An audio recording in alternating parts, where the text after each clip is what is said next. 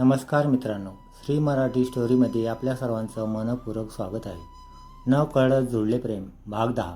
विकासराव म्हणाले, हां अभि, सुबोधला आता गरज आहे तुझ्या एक्सपर्टाईजची. You know very well about Pune branch condition, so please for your बाबा you have to go there. It's a request to you from my side. Abhi म्हणाला, okay, I will think about it. Vikasrao म्हणाले, थँक्यू माय सन. अभि म्हणाला, मी फक्त विचार करेन असं म्हणालो. विकासराव म्हणाले, माझ्यासाठी सध्या तरी तेच खूप आहे. And I know my son you will say yes for that. इकडे पाटलांच्या घरी शिंदे कुटुंब पोहोचतात. विजयराव म्हणाले, या सुधाकरराव, या बाबा. अगं बघितलंस का, दादा आलाय तुझा. काय मग सुधाकरराव, काय म्हणता, प्रियाताईंना आवाज देत सांगतात. सुधाकरराव म्हणाले, आम्ही बरे आहोत.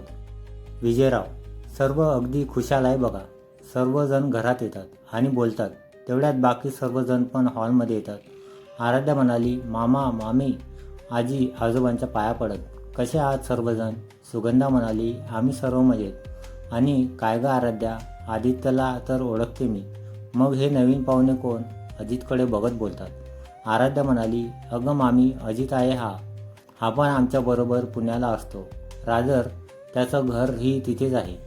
आणि आदित्यचा क्लासमेट आणि आमचा जिगरी दोस्त. श्रेया म्हणाली, हो मामी, यांच्यातला ड्रॅक्युला तेवढा आला नाही फक्त. हो ना आदित्य दादा.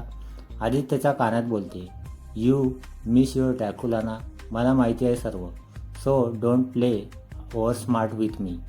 आदित्य कानात बोलतो श्रेयाच्या, हे चेन्नई एक्सप्रेस, तू मागशील ते देईल, फक्त तोंड बंद ठेव. आणि हे प्रकरण कसं समजलं तुला. श्रेया म्हणाली आदित्यच्या कानात, ते महत्त्वाचं नाही. You know what, I am a lady James bond. पण आता तू केलेल्या प्रॉमिसप्रमाणे तू जर तुझं वॉलेट उघडलं नाहीस तर मग माझं तोंड उघडेल. आणि साहजिक आहे, ते तुला तुझं वॉलेट उघडण्यापेक्षा जास्त महाग पडेल.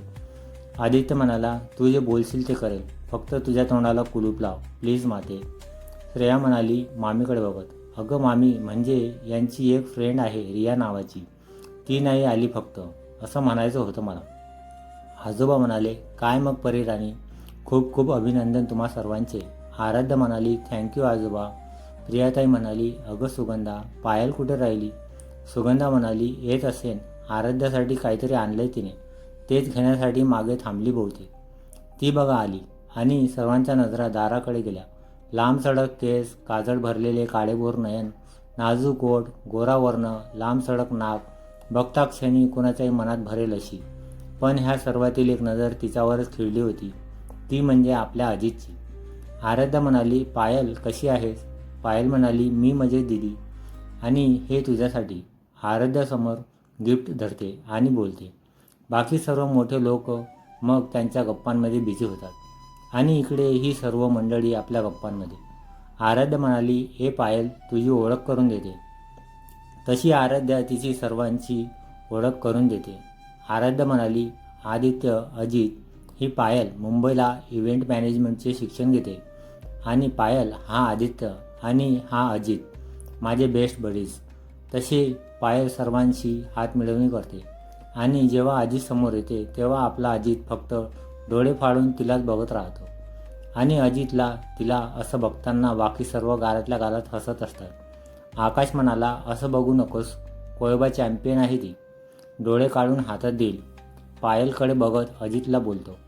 अजित मनातच म्हणाला, हिच्यासाठी मला माझं हृदय जरी काढून द्यायला लागलं ना तरी पण आवडेल मला. तेवढ्यात प्रियाताई सर्वांना जेवायला बोलावतात. सर्वजण मिळून जेवण करतात आणि थोडाफार गुजगोष्टी करून शिंदे फॅमिली परत गावी जातात. दुपारनंतर ठरल्याप्रमाणे आपली सर्व गँग पिझ्झा पार्टी करायला म्हणून बाहेर पडतात. पण डायरेक्ट रात्री मूव्ही बघून बाहेरून जेवण उरकून येतात आणि दिवसभरात थकव्यामुळे लगेचच झोपी जातात. दुसऱ्या दिवशी सकाळी प्रियाताई म्हणाली, अहो, आज आदित्य आणि अजित जाणार आहे, तर आज आपण बोलूया का दोघांशी. विजयराव म्हणाले, ठीक आहे, खाली आले की बोलू त्यांच्यासोबत. तेवढ्यात सर्वजण नाश्त्यासाठी डायनिंग टेबलवर एकत्र येतात. आणि हीच संधी बघून विजयराव विषयाला हात घालतात. विजयराव म्हणाले, आराध्या, आदित्य, आम्हाला दोघांशी जरा बोलायचं आहे. आदित्य म्हणाला, बोला ना काका, त्यासाठी एवढा विचार का करताय?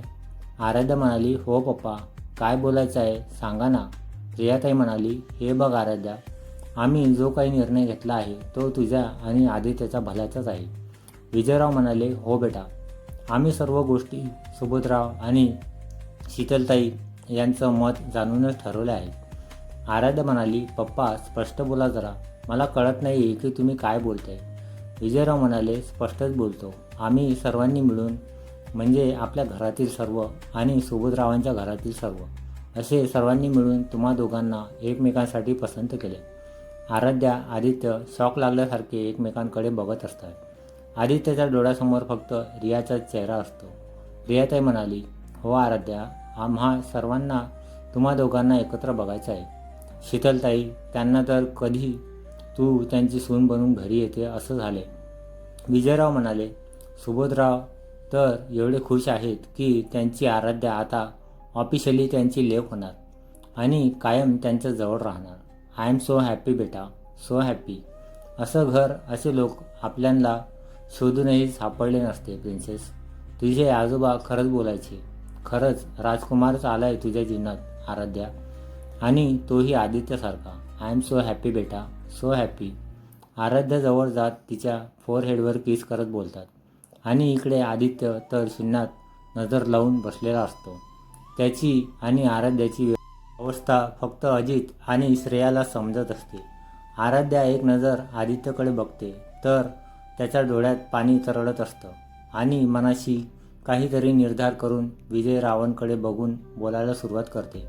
आराध्या म्हणाली, पप्पा, but I am not happy at all. तसे सर्वजण शॉक होऊन आराध्याकडे बघत असतात.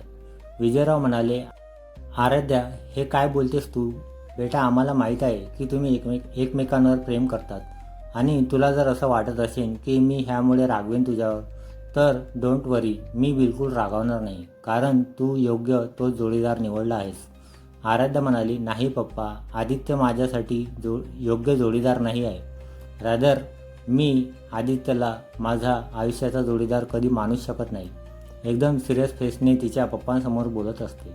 विजयराव म्हणाले, अगं पण, पप्पांना हातानेच थांबण्याचा इशारा करून पुढे बोलण्यास सुरुवात करते. आराध्या म्हणाली, पप्पा, आदित्य लव्हज रिया. आदित्य आणि रिया एकमेकांवर प्रेम करतात आणि हे आतापासून नाही तर गेली 4 वर्ष ते रिलेशनशिपमध्ये आहेत आणि रिया ती तर जीव ओवाळून टाकते त्याच्यावर. मग सांगा कसं काय मी याला आपल्या आयुष्याचा जोडीदार बनवू? विजयराव म्हणाले, असं आहे तर आदित्य, सुबोधराव आणि शीतलताई यांना माहीत नसेलच ना काही? आदित्य म्हणाले, नाही काका, याबद्दल त्यांना काहीच कल्पना नाही आहे. विजयराव म्हणाले, वाटलंच मला. त्यांना जर कल्पना असती तर त्यांनी पुढे पाऊल टाकलंच नसतं. असो, आता मी बघतो काय करायचं ते. सर्वांकडे एक रागीट कटाक्ष टाकत रूममध्ये निघून जातात. प्रियाताईसुद्धा कोणाशीच काही न बोलता तिथून निघून जातात. आदित्य म्हणाला, आराध्या, हे काय होऊन बसले? मला तर काहीच कळत नाही. कसं फेस करू आईबाबांना? आराध्या म्हणाली, डोंट वरी, पप्पा करतील मॅनेज. मी बोलते त्यांच्याशी. अजित म्हणाला, मला वाटतंय की तुम्ही दोघंही पहिले सॉरी बोला काका काकूंना. आराध्या म्हणाली, Ajit is right, let's go Aditya. इकडे रूममध्ये विजयराव कुठेतरी शून्यात नजर लावून विचार करत असतात आणि प्रियाताई फक्त त्यांचं निरीक्षण करत असतात. तेवढ्यात दारावर ठकठक ऐकायला येते आणि दोघांचंही लक्ष तिकडे जातं. आराध्या म्हणाली, पप्पा, आत येऊ का? विजयराव म्हणाले, खूप मोठी झालीस ना प्रिन्सेस तू, आता तुला पप्पांच्या खोलीत येण्यासाठी परमिशन मागावी लागते आहे.